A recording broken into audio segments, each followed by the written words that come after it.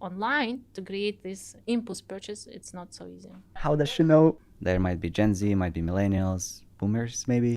Of the shoppers, it will be the same. The hot location, hot zones, cold zones, how to merchandise products, narrow blocks, wide blocks, all this stuff, it will be the same because your attention as a human, it will be the same. Basically, when a retailer gets a self-checkout machines in, they save on salaries, but they miss on the revenue on impulse purchases. Dramatically. This is not for record. Cut. Hello, everyone, and welcome to the pilot episode of our new podcast. Today's format has 3 layers. First, a direct and honest conversation where we dig into the real experience behind the title.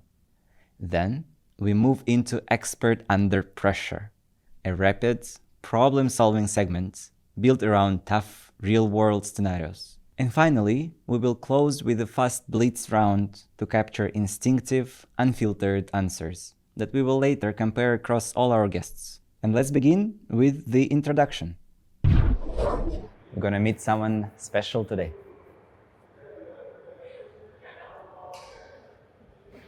Hello, hello. Hi Anna, Hi, thanks for Sergey. coming. How are you? Thank you so much for inviting me. Sure, thanks for coming. Yeah, you do a great job with videos.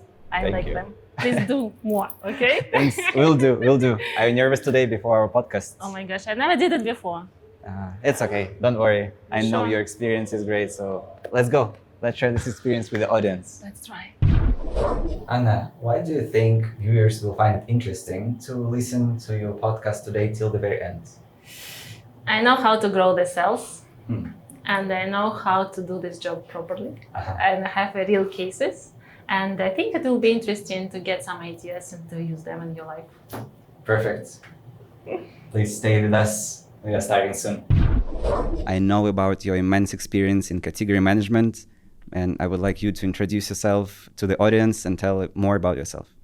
Yeah, sure. Thank you so much. For me, it's a great pleasure. The first time in such opportunity coming to me. My name is Anna. I will not tell my surname. It's too long. It's too Russian. But I'm category director in the Mars company.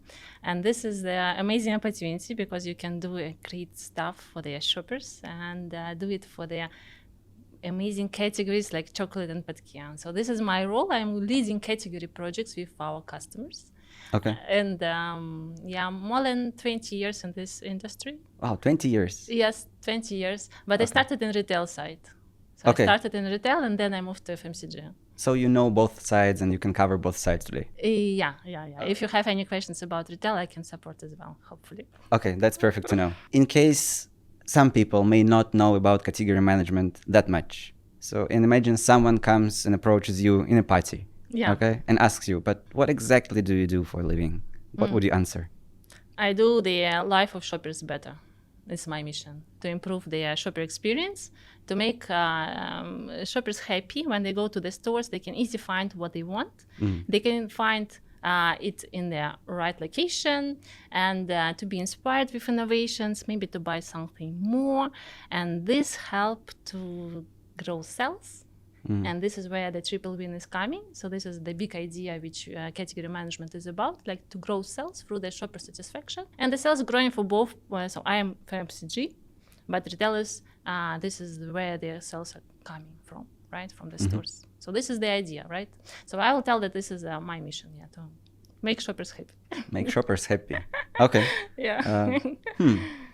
So if I go to the store, how would I know that this category management was done good, in a good way, and this was done in a bad way? What would be differences in my experiences in different 2 shops where this will happen? If you exit with the big basket and you feel like good after this trip, you don't feel exhausted, you don't feel that you lose too much time, you spend too much money, so the job was done properly.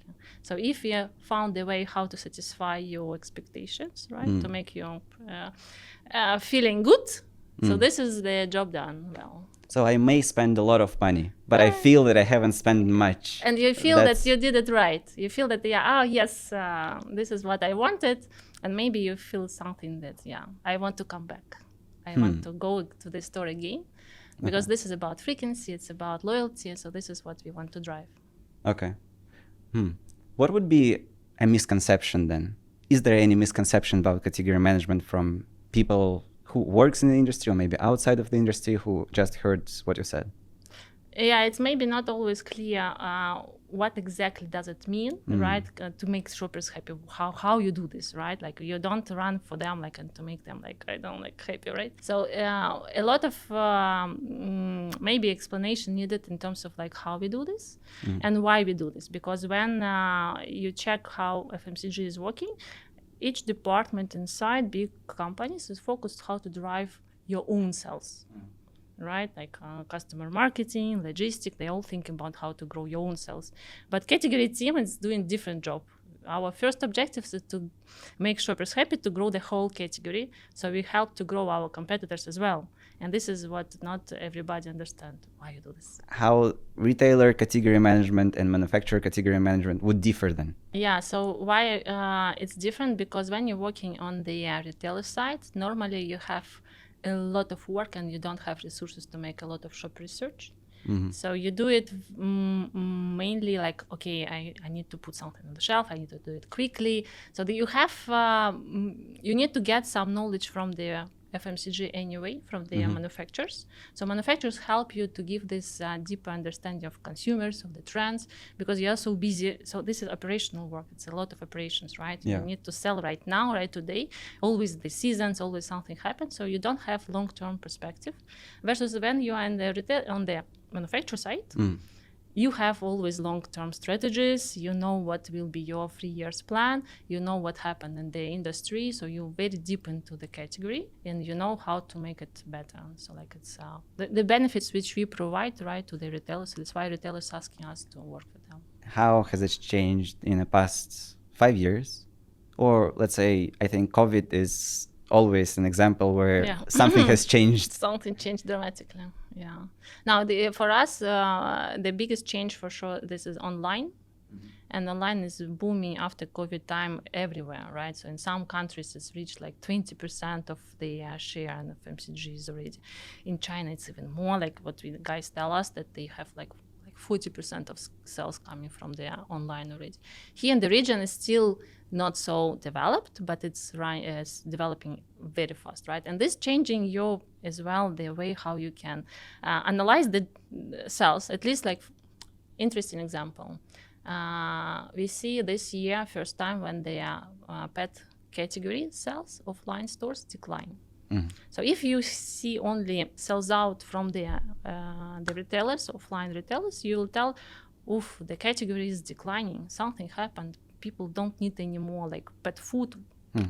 Pet category is not where you want to invest money. But if you have the data with the online sales and you see that no, the category is growing, the category is very healthy, but the shoppers shifted, right? So you have totally different understanding and you're trying to find a way how to drive this omni-channel experience, how to keep shoppers satisfied there inside the stores. At the same time, you need to really like to find a way how to grow sales online. And this will be different directions. So this we never did before. Like in 5 years ago, it was like, okay, this is my super. So what would you say has changed over the course of 5 years in terms of also capabilities and the skill set of category managers? What we try to focus on is how to generate real insights from the amazing data which we have, because the number of data and source of data is keep growing, right? You can get a lot of data and different types, but always the question how you can get from this data the right insight. So this is what we are focusing now. We are also thinking about how to use the new technologies and all this AI and all these opportunities to make our job faster. So ideally we expect that people who are coming, they are not just advanced users of Excel and PowerPoint. But they can also like to use these technologies to make the job more efficient, right? Anyway, in my job, mainly it's all about analytical skills, right? It's not about some specific tools which you need to learn, but it will be great if it come on top. Okay. So insights basically drive your decision. So do you have any example when some kind of insight completely changed the way in your category you operate, or your team member, or maybe a supermarket operates? Any examples in this area? You as a shopper, when you go to the store, how do you choose the checkout? Where to go? Less people, I go there. Where's the desk queue? Okay, so when you stay there, You will change the checkout if you don't see any products on the checkout which you like.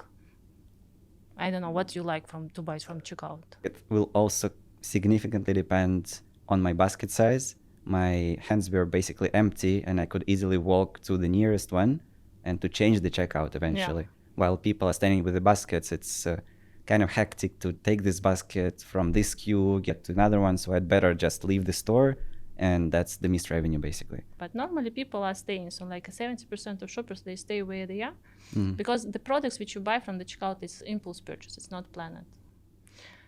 That's why when you see how the checkouts are organized here, you'll find that in each place you have the same assortment, because you will choose like checkout not based on the assortment, based on their queue size, right?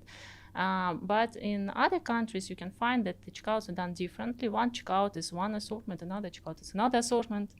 As a result, you as a shoppers maybe can exit the store because this is not your assortment. Correct. So this is kind of insights which you get not from the one question, one observation. It's about combination, right? Like how to drive the sales in the best way.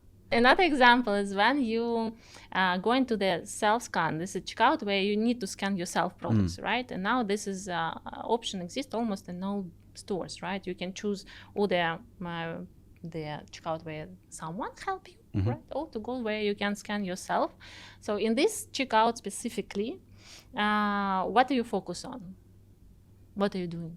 I'm really focusing not to screw up my things. Just to do it right, do it right. So you are very busy. You don't have any dwell time, and you don't have any like time to look around and to buy something. That's why the conversion from these types of checkout, it's like 2% only versus 10% in other locations where you have time to wait when someone's scanning your products, and you can just, okay, I can buy something. So basically when a retailer gets a self-checkout machines in, they save on salaries, but they miss on the revenue on impulse purchases. Your experience is coming from multiple markets. Before you were responsible, can you tell also for which markets you're responsible? Now I'm responsible for the Gulf and Africa markets, East Africa and Egypt. So this is the regions. Before I used to work I started my career in Russia, but then I spent 4 years working in the global team where my job was to find the solutions which will work for all countries, for all markets, and to find the way how to create the easy rules, easy tools, which will help to grow the category across the regions. That's very interesting topic. So let's discuss what could be the rules that are actually applicable for all the countries, and then we can maybe discuss what are the specifics of our region. So you can't use the same segmentation because assortment is different. So this is what I learned from the beginning, because, for example, here in the region, you don't have any loose format by weight. You can go to the store and to buy candies by weight. Yes. It does exist here. However, in China, in Russia, for example, it's like 30% of category sales. So you need to start from the beginning to understand, okay, what is the right segmentation, what shoppers buying here, how they buy. This you need to learn, right? But what you can use from the what is same for the market to markets, this will be the psychology of the shoppers. It will be the same. The hot location, hot zones, cold zones, how to merchandise products, narrow blocks, wide blocks, I don't know, all this stuff, it will be the same, right? Because your attention as a human, it will be the same, right? I don't buy products from the top shelves. I don't buy them from the bottom shelves. I want to buy something which is on front of my eyes. So this kind of stuff, right? What's basic stuff, it will be same. Coming to the specifics, in case say in UAE, or you can talk about the broader region, what do you see? What are the specifics? Very complicated market. Very complicated. Very complicated. In which way? Because the shoppers are so different here. And if, for example, you are living in France, you have almost same profile with the shoppers. Maybe they will differentiate by the size of the pocket, right, and how much they earn, right, the income. But here in the region, on top of the very different level of income, you have so many nationalities, Right. and this drives a lot of complexity because you can't provide the same assortment. So we see that there is real big difference between what people buying. So the assortment needs to be very different. And then, I think here we are quite in a very good position because we can do a lot with the retailers. It's more about collaboration. When in other regions, I see they are more transactional, and the people they really struggle to do something new because there are so many rules. It must be blue and white.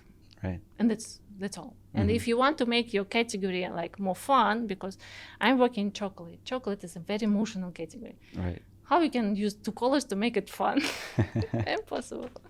So we are living in a very good country where you can do a lot, but you need to be very accurate how you do this. So how do you do this segmentation? Because basically you move from one district maybe 5-10 minutes to another one, or even sometimes within one district it might be close shops nearby but have potentially different profiles, right? Yeah, this is very complicated. For now, in the hypermarkets, you are on a very safe side, right? Because you have enough space and you can propose different ranges. Again, in our category, there is not such a big diversity. Because, for example, in salty snacks, it's even more harder because the choice of what kind of snacks, even in one brand, you need to be aware this is more spicy, this is less spicy. So smaller shelf, harder to choose, right? And then it's a really question about, okay, what's working here? You analyze the data, it's not working, you remove it, you place the right assortment. It's test and learn, but it's driven by the data analysis, right? So first of all, you analyze, you understand what is specific of these stores, right? You try to understand what is a shopper profile. Ideally, if you have a great connection, you can get some loyalty cards data if they exist. If not, maybe you can try to go around. I think there are more opportunities with this in this region to somehow to combine the data from the stores with their shopper profiles that you can make your decision. But shelves in physical stores are anyways very much limited, while nowadays digital shelf is becoming more and more popular, and we see how delivery guys are entering the supermarket, and sometimes the number and the checkout, right? So there are more people delivering the products to people sitting in their house, instead of those people are coming from the house downstairs and picking up the products. And then the digital shelf becoming, well, it kind of stretches, right? It can be stretched more than the physical one. So how does it change the way you operate both in store and in the digital shelf? Yeah, first of all, you need to check that in store you have enough assortment and stocks, and you have the right assortment which is relevant for online shoppers, because it will be someone who will pick up from the store. But for the online stores, it will be the same rules. You need to understand that, normally online your basket is bigger, so you need to provide bigger packs, better deals, because people, they are looking for the bigger basket. They are going the stock up missions more often. However, with on-demand delivery, it can be very quick order. I just need milk, cheese, whatever, right? It will be quickly delivered. So again, there is a question of which online we are speaking about, because if it's on-demand delivery, it will be one story, and then it will be the more small packs and more relevant for today consumption, versus when you buy a big bulk, a lot. Okay, so on-demand delivery, smaller packs. Online deliveries like Carrefour online, I guess, bigger packs, bigger baskets. This is the way how shoppers operate. But then you're saying there are different shoppers. Yeah. There might be Gen Z, might be millennials, boomers maybe. So how this will influence, if it will influence any kind of choice of the shopper, and then your category management decisions? Yeah, now I don't know how to do this right, because before it was very easy, right? You know the blockbusters, and they are almost same every periods, and you control that they are in the right locations. But for now, what you can see that today this product is trendy, it's booming. Tomorrow, it's not relevant at all. Nobody buy it. Interesting example. I went to the store which is in university. So Okay. it's like the store in campus. In Okay. campus, right? So I asked the guys who are working there, like, how you're operating, what students are looking for, and they tell like they're always looking for something new. So this is Gen Z. Mm-hmm. So what they try to do, so if they don't have any big innovations, they just move products from shelf to shelf that people can think, oh, it's something new, and they buy it. Can you imagine? Wow. I can't do this planogram anymore based on the, like, this is working, the best SKU need to be on the best shelves, right? Yes. No, sometimes you need to rotate products just because they will find it, oh, it's a new innovation, I need to buy it. Wow. It's very difficult, yeah. And potentially attention span for Gen Z might be smaller, so they may not just look at the whole shelf, and actually rotating may create, oh, that's actually the new one because I've never looked around, right? Yeah, and the POSM materials will play a huge role, right? Because you need to focus the attention finally on something that because there is a lot of products, right? And you need to concentrate the attention. This is the most impacted category is the fruity confection, the candies, where you can see that the trends are like crazy. They can grow some products dramatically, and then tomorrow they will stop to buy it totally, right? So if you are not enough quick, if you're not agile, you lose the sales. And what happened now? The modern trade stores, the sales of candies declining, when the traditional trade stores, where you have better speed, right? Because you decision maker, right? You inside the store, you know what your shoppers likes, right? You order or don't order. They are growing.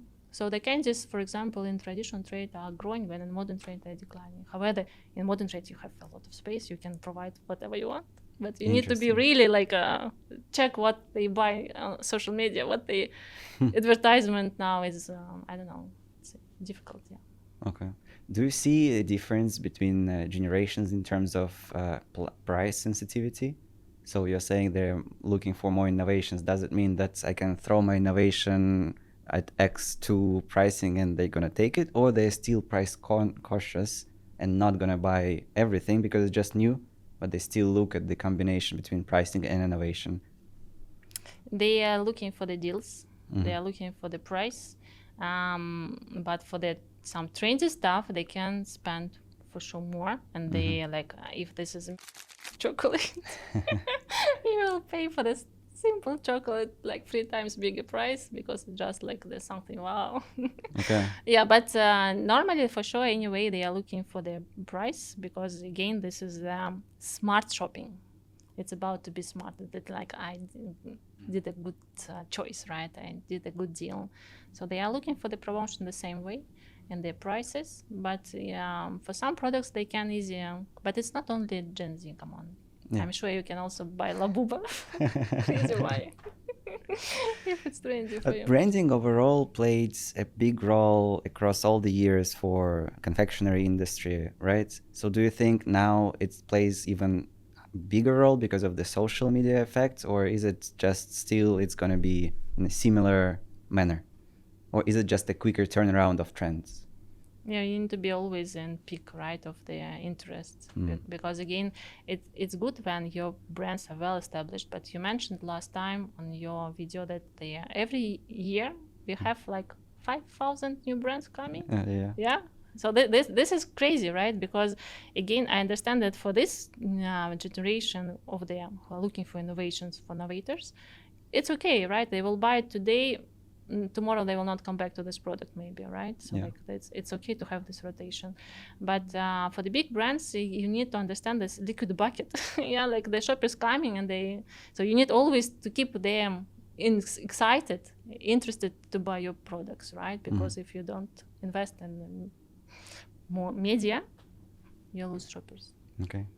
Thanks for the reference to my last video, and please check it out if you haven't seen it yet. Just imagine 500 brands entering the market this year, not SKUs, but full-fledged brands. But you know what's even more surprising? UAE, with almost a quarter of the population, but having about 13,000 brands with a 6% increase. it indeed there are hundreds of brands, not SKUs entering the market. So yes, this region in this manner is very interesting and very agile. So we discussed online, offline, and Gen Z. Okay, Yeah. but I still think we haven't touched a few points in a similar area. Convenience, which kind of takes this on-demand experience, right? But on another side of the coin is are discounters that are also booming in this region. While it feels like in terms of the feel itself when you walk in, it's a completely different world. So what exactly is this world for you in terms of category management?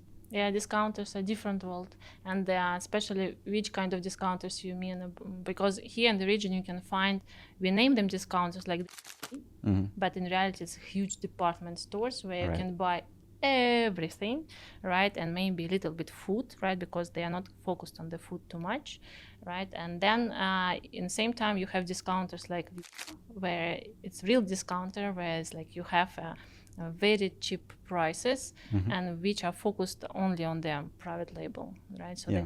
which discounters, right? Because I'd love they're to different. discuss both. So I visited like Viva. Obviously, this is the most organized discounter, I would say. While I visited some discounters in Kuwait, in UAE, and KSA, and I feel less organized, or where the discounters with 1 or up to 10 stores themselves, Yeah.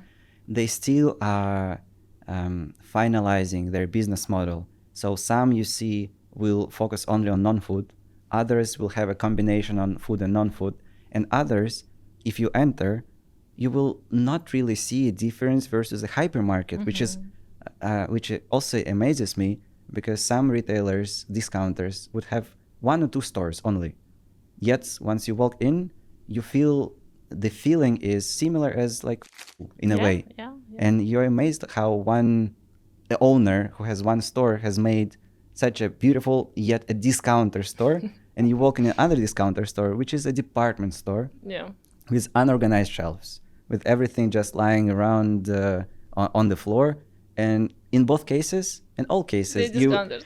they're discounters. And in all cases, people would have huge baskets. Yeah. And we tried to create a strategy this year for discounters. We spent like a lot of time analyzing the shoppers. We had the different researchers, shopper researchers from different countries to understand what is specific for this region. So this is not the same experience which you will have in Europe and for sure. This may be only like which is very close to this. However, still is not selling the big brands. When Aldi, Lidl, they start to sell big brands to have the bigger penetration, to have the bigger baskets, right? And they understand that shoppers still can come to them because of good price, but they can offer them something more expensive. It's okay. However, here the biggest number of discounters, as you mentioned, they are very different, and to create for them kind of category strategy, it's not easy because they have different approaches, right? Some of them more focused on just the like stuff which is like 1 dirham proposition, maximum 10 dirham proposition, so they have this fixed prices, right? And then you need to find a way how to make the shoppers satisfied with different segments, because again, you will not be able to sell gifting with 10 dirham proposition, right? So that will be more focused on their smaller packs. However, from the shopper profile and shopper mission, we see that they are looking for their deals. They are looking for their big purchase. So they come and they are not so often, but they buy a lot, as you mentioned, with the big trolleys, right? They buy a lot because it's like a place where you can buy cheap and you're not going every day.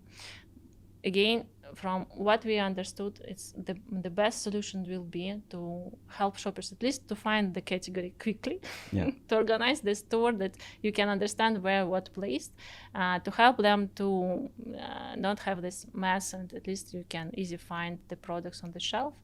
And then it's to focus on the big purchase, on the big baskets, on the big proposition with the good price. Okay. Prices are crucial. So for the impulse products will be the same. So the checkout will be the same everywhere, no matter it's discounter or the hypermarket or the mini market. You need to have the impulse purchase there, right? The small packs, what you can buy and to eat right now. But on the main shelf, it will be different. Would you say it's more complicated to penetrate discounters as a channel, which consists of multiple independent stores mainly, versus when you go to the hyper supers, there are key retailers. Yes, they do have a power of negotiations because, well, they take the whole market, but at the same time, they're organized. Once you discuss something with one, you kind of penetrate the whole channel. While for discounters, you need to come with 10, 100. One by one. One by one, yes. And everyone would say one wants possibly a margin, another wants an assortment. So it's completely different. So what is more complicated? What is the most complex thing here? Yeah, and this is much more complicated because at the same time, you don't have any data. With the big customers, you have already established a relationship and you have the data. You can help them to grow category based on their data, based on the modern trade data. However, for the discounters, we are absolutely blank. So we don't know what's working there because they don't share the data, and we can't find what is really. So we can try to make some shopper surveys, but this will be not the same. So it's from the category perspective much more complicated, right? Because I can't provide the solutions based on their real data. Interesting. Coming back to innovations a little bit, and I've heard the health conscious consumers are kind of growing, so looking for healthier snacks. Well, I'm not heard. I'm buying only this whatever protein snack is written. Maybe it's nothing there and it's not much protein, but something wrote there, But and at like least it's written. Maybe I should consider, and then I might consider. Yeah. So is it actually a trend? It's booming. Yeah, absolutely. Protein is the fastest growing segment, so it's like plus 20% growth in snack proposition. We have the big kind protein, which is like plus 40%. It's really high, the fastest growing product. These trends exist not only in confectionery. I'm sure you buy yogurts with protein, ice cream with protein. Maybe. Because they also exist, right? So like, how does she know? No, it's really interesting because we met with the guys from one of the most advanced retailers here who are really focusing on the right choice and the good proposition, and they told that guys, we even think about how to make different segmentation inside ice cream, because normally this segment doesn't exist, right? So like you can easily try to combine everything with protein on the normal shelf, but the frozen, the fresh products, you will not combine them all together, right? So you need to create new segmentation. You need to somehow to highlight this is with the protein, right? You as a shopper can easily find it and to pay more. True. Yeah. And you're ready to pay more for the good quality. Indeed. Yeah. So you're saying you do different things, even in discounters for different retailers, you do different things. But talking about the biggest ones, is it the same approach across, or do you do anything differently? So what we try to do is we try to use the power of the each category to increase the sales and the overall in the account. So for example, biscuits have the high penetration and they are more planned. So if you put them after chocolate, people will go for the chocolate to the biscuits because this is like what they planned to buy. But at the same time, chocolate is more impulsive. Right. So, and this is bigger price per kg. So we can premiumize the shoppers if they will buy before they reach the biscuits, some chocolate products. Right. So we try to combine and to make it easy for the shoppers by organizing the space by mission, by occasion, by the moment of the purchase, when they will not purchase, when the consumption moment, when they will consume it. So this is interesting approach, how you can grow the basket, right? And to make the shoppers excited to try something different. But it can be quite complicated because you create a huge space, right? So this is like where you can be lost, right? So this is also the question, how to make it simple with the navigation. What we found make life of shoppers much easier when you can frame the segment. And this is what we did in another account when we create kind of frame, and each moment is very like pop up, right? You see, okay, this is for refresh your day, this is good for fuel your day, I know this is for reward, this is for the sharing the moments. So you create kind of moment blocks, and you do it with the navigation and the with person, very easy. So and then the shoppers like it. The sales growing double digit. So this is what we are really happy on. We did it. So you cracked the approach of how to allocate everything in a store, and you got the double-digit growth. Do you replicate it across all retailers, across all channels? Okay, you cannot do this across all channels because you need huge space. There's going to be hypers. You need to adapt. Yeah. You need to adapt. Yeah. Okay. Yeah. So you again, like you use the same concept in the one retailer across the stores.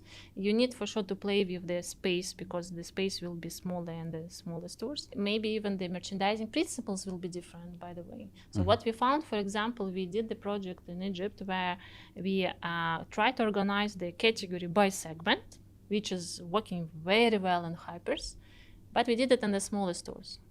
As a result, it was not very big success. Why? Because the merchandisers are coming, they moving the products. There is no like clear borders, right? Yeah. And as you have 25 people who are moving the products, and the end of the day, you have a mess. So in these cases, we decide, okay, let's keep it standard way how the small stores organize their shelves.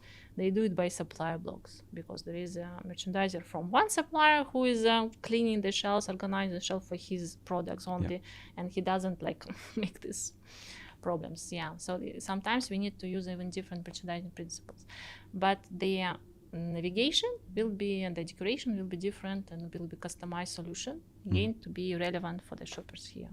And merchandising, by the way, is it same as in other countries, or is there any peculiarities here, how it's done in any way, if you have anything? It depends from the customers. Again, some customers allow to have your merchandising, and this will be the same solution across the countries. In some customers, it's prohibited, and only the staff of their stores they operate, they do their merchandising.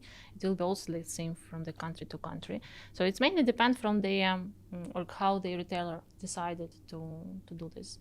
I think we are quite lucky here because we have enough manpower, and it's not too costly, right? So it's you can afford to have the merchandisers like 24 hours in the hypermarkets. And that's why, for example, there is very interesting solutions like the push system, the pushers, right? Which if you have less stocks, it will push your products on the front, right? To make it always available, always visible, right?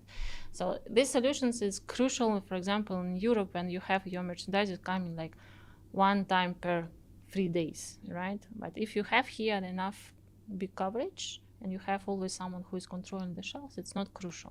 Okay, 24 hours you're saying? Sometimes, yes. Wow. Yeah, actually, as a shopper in Germany, let's say, I remember those pushers. I've never thought of it in this way, they're pushers or something, but I remember how the shelf is structured. Yeah. And I've never seen it here. So coming to this region and not seeing it's on shelf, I thought maybe it will come because maybe they copy later on, but actually it's not about how it develops, but rather how the structure of economy is, and you can afford more people being 24 hours. So we talked about the current landscape, the differences, the retailers, generations, many interesting points already, but looking into the future, what do you think, what's going to happen in the next 3-5 years from any angle? Let it be how you do the decisions, who should be the people who are coming into your category management department? Good question. I think what I will do differently, and I will start to do differently, it's somehow to use more new tools like we just discussed about AI, right? Because this will simplify my work, and I see already how we can use this. Now I just need to wait when it will be internal tool that I can use their confidential information inside it, and then it will unlock a lot of opportunities. From the people who I want to see more, I already have the first Gen Z in my team. Ooh. Yeah. Because this is really like the new spirit and the new mindset which we need to have. I'm too old to create something relevant for the students and for the Gen Z. I need someone who can tell, okay, this is working, it's not working, let's do something different, and who will be quick and agile, right, to bring these new ideas to the stores and to make the shopper experience relevant for these shoppers. Okay, wow. Yeah, I'm looking for this. And to make the shopper research faster and to make them cheaper. So it's going to be AI to make decisions faster and cheaper Yeah. and potentially quicker. Yeah. Yeah. Then Gen Z being inside the team, Yeah. those who understand Gen Z. Yeah. Okay, so those two things mainly. And I hope the new technologies, the AI, will help me also to make the quicker test and learns, to understand which of the ideas is working or not working, and to make it not so expensive as it now. I want to make them more versus like one, but big. Clear. What would be your advice to a young generation who are just entering FMCG, starting their careers, and they are considering they are lost, where to go, which department to go? What would be your overall suggestion? And maybe more specifically, if they should consider category management and They should consider. They should. They should consider, but anyway, I just want to wish the guys who are coming first time to the job to be open, try different stuff, find what they really like, because it's not always coming from their first day, right? So sometimes you need to change different departments.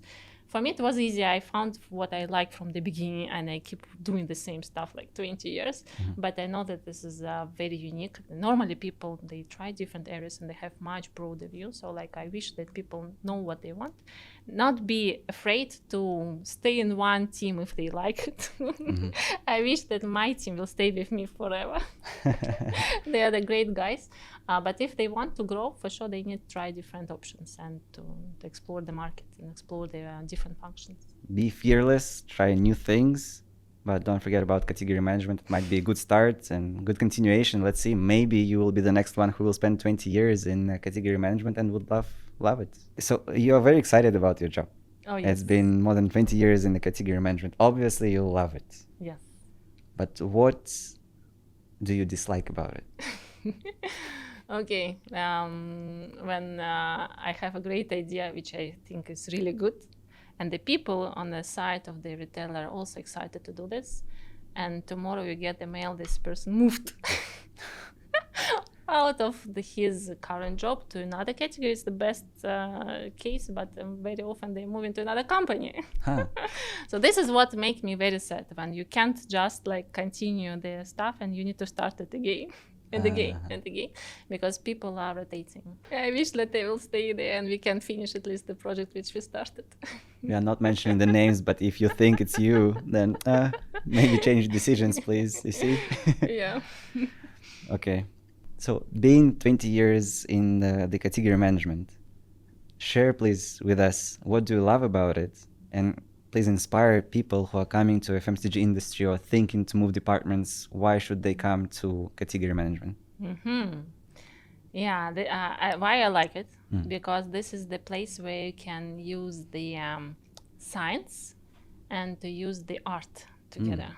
Because always when you think about the solutions, it must be not just driven by data and very logically and very right from the numbers perspective, but also it must be look very cool, very nice, that you as a shopper will be, wow, yes, I like it, yeah, I want to come back, right? So this is, for me, it's combination when you can do something new always. You can learn something, right? Because there's new technologies coming, new ideas coming always. So I'm never boring. Because for me, there's always opportunity. Okay, why not to try this? Let's try this opportunity. Yeah, and then you can get these ideas from different industries, from different markets, from different countries. So even again, this is we are looking for the people who are very passionate about doing something new, right, and do it in a very high quality level, and who is not afraid of the data and the big Excels and the big numbers, so that they will be able to get these ideas. So I like it. That's why the people who like the same, they will be happy in this role. Nice. So if it sounds like you, please drop a message to Anna, or just go to Mars website and see if there are open positions. Yeah, I hope they will have any. Time for our next segment, Expert Under Pressure. In this block, I will throw at our guest a case study they were not briefed on before. They will have exactly 2 minutes to break it down, make sense of it, and tell us what their first actions would be. no theory, just experience, pure thoughts and instincts. Okay, Anne, the first case for you. You have 2 minutes to answer. Okay. Imagine, I believe, a scenario which is happening every day, maybe every month, I don't know. Your data sources disagree. And your offline store data is saying this SKU is declining. And possibly you need to delist it. I don't know. You need to do the action. While your online data is saying this SKU is actually expanding, right? And you might need to expand it further. What do you do in this situation? What was going to be... The same SKU. Same SKU. But in different channels and different customers. In some Maybe same customer, but maybe different same channels. customer, different channels. Very good case, yeah. What I will do, I will keep it where it's booming and delist it where it's not working. Because again, for sure you need to check why and to understand why it's booming there, why it's not booming there, right? Maybe it can be something very simple, like you just don't know that it was out of stock 2 weeks. And was not available. Maybe someone forget to order it, right? So you need to check something like basic stuff. It was in the store. It was with the right price. It was on the right location, and because it can be stocks in there somewhere in the back of the store, but not on the shelf, right? So you need just to check that it was really on the shelf. Shoppers had a chance to buy it, but they didn't buy it. So maybe it's just the question that for these shoppers it's not relevant anymore.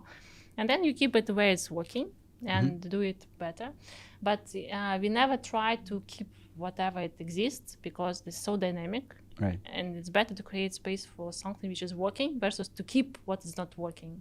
Okay. So first of all, you're checking fundamentals just to see that you're not missing on anything. If fundamentals are correct in both channels, then you would make a decision possibly to delist where it's not, the fundamentals are not working, and keep it where fundamentals are working. If you were to test it in online, would retailers see a test and learn results as a proof that they should list it offline, or vice versa? It'd be always easier to do the test in online channel? Is it? No. No. I'm not. I don't think so. Now, again, you think that this is space unlimited, but in reality, it's even more limited than in the shelf. Okay. Because you have a small screen. Yeah. And the people who like to scroll, it's not so many. So 70% of sales happening from the first page. Of course. So like the space is anyway, you can put a product, but again, if it's working online, it doesn't mean that it will work offline the same way. But anyway, for us, this is, if something working very well offline, we'll try to propose it to online stores for sure, right? And vice versa. But then what is surviving, it can be different. It was enough? It was enough. In 2 minutes? It was enough, but it was just the first case study, and now we're getting more serious with the second and the third. Are you ready? Okay. Imagine a situation, I believe might be also a little bit typical for Dubai, for example, where you have a neighborhood store, which is not small, but not really big, let's say 100 square meters.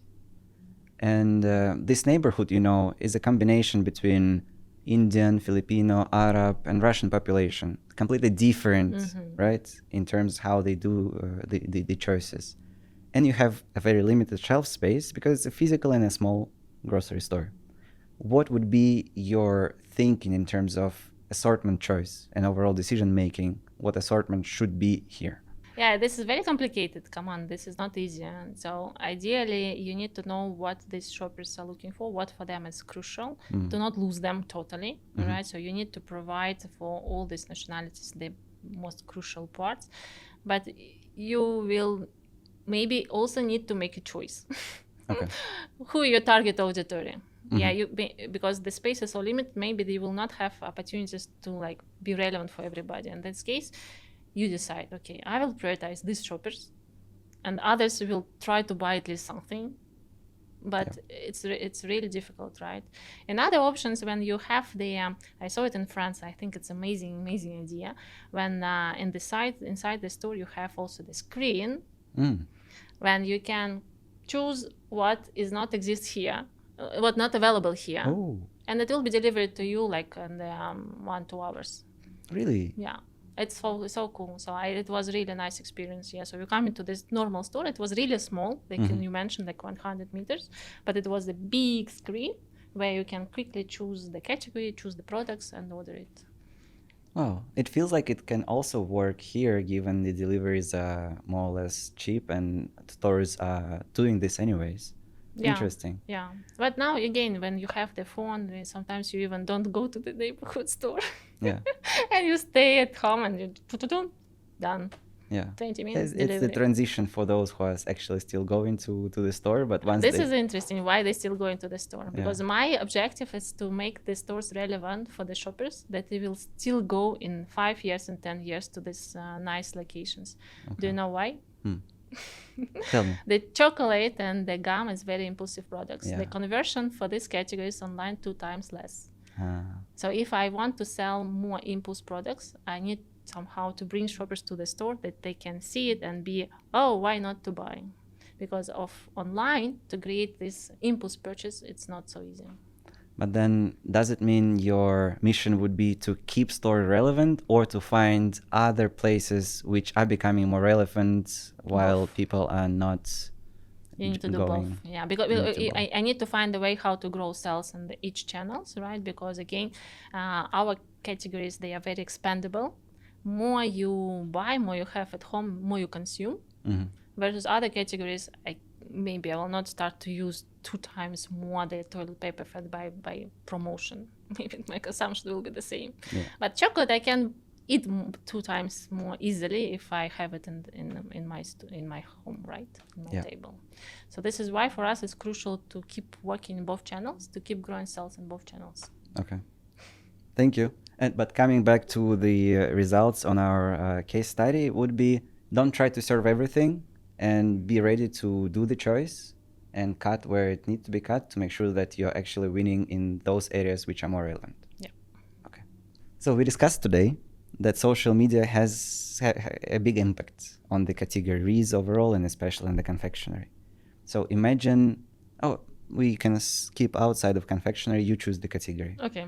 But imagine there is a new trend, and trends keep appearing and disappearing every day, every week.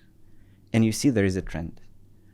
When do you think this trend is enough to that it needs your attention and you need to react versus the trend that we just keep it away and we continue our business as usual before next trend appears? Yeah, very good question. Yeah, especially again, if you're speaking just about the assortment management, and you have a choice to bring this product, I will bring this product anyway. Maybe with not a huge stocks because maybe tomorrow I will need to find a way how to sell it out. Yeah, but for the manufacturers, this is a very heavy question because you can't create innovation just because it's like a period today, right? So you need to have a time to plan it and to produce. So this is not so fast, right? Yeah. How to make a choice and how to decide, okay, I want to step in or I don't want to step in. Intuition. Intuition. Okay. But if we keep ourselves within the category management, so products are available, maybe not in this country, but you have the production and the product availability in another country, while the trend is either global or local, so you can bring this product relatively easy. So you're saying you would rather try to bring it in most of the cases, or still how the decision would be? Yeah, depends a lot from the cost which you need to spend to make it happen, right? Because you need to get it right. But again, depends from maybe your mission of the company and how you want to be perceived as the brand, right? Which is like always have something new, or you have more like traditional way to operate. I don't know. Intuition mainly. It's gonna be. Okay, because if you combine the costs eventually to make a business case internally, you would need to compare it with the revenue. And the revenues is a big question mark in a short-term trends, right? And it's more or less you make up the number, you guesstimate it in the best way possible, which is eventually going to be your intuition, I believe. Intuition, yeah. So you do the estimation based on what you believe will be the case, right? But it will work or not depends from so many factors. Right. Okay. You can try it. Again, that I think depends from the agility inside the company. Yeah? Perfect. How you are ready for something quick. To wrap up today, we will run a short blitz round, a quick series of rapid-fire questions. We will ask these same questions to different guests across the season, so we can compare how various leaders think, make decisions, and approach business. The goal is to reveal patterns, contrasts, and unique mental models behind each person's choices. And we start now. And the first question would be, what is more relevant for you? Speed or depth? Where speed would be 1 out of 10 and depth would be 10 out of 10. Okay, I'm close to 8. Close to 8. Yeah. Data or instinct? Where data is 1 and instinct is 10. Okay, it's around 4. 4. Innovation or optimization? Innovation 1, optimization 10. I think innovation. Innovation, what was innovation? 1. What? Yeah, Full 1. it's free. It's 3. Free. People first or performance first? Okay. People 1, performance 10. I think 1. Perfect. Short-term versus long-term focus. Short-term 1, long-term 10. For me, it's close to 7, 8. Assortment cut or price correction? Assortment Can cut. you choose both? 5? I 5. need both. Risk tolerance. Avoid risk or embrace it. Embrace it, it's 10, right? So I'm around 8. How unique is Dubai retail versus the rest of the world? 1 is the same, 10 is completely unique. I think it's around 7. Dubai is more innovation driven or margin driven? And now you. Yeah. It's 8? Okay, Innovation is first. Yeah. Okay, around 2, 3. Yeah, Around 2, innovation. 3. How important is sustainability for actual shopper decisions? They tell it's important, so I think it's around. In reality, it's around 5. Around 5. But what if I would say the same question, but about how important is health conscious or healthy products for actual shopper decisions? Again, if you ask shoppers, they will tell you yes, for sure, but then they will eat the salad with mayonnaise. Again, I not tell about everybody, right? There are for sure like people on diet who will never consume something bad. But in the mass, if you're asking, everybody will tell healthy, but in reality they consume what they like. That's why specifically in the question, actual shopper decisions and not just stated, because stated everyone is healthy and everyone is sporty. Actual it will be around. I'm sure it's around 5 still. Yeah. Okay.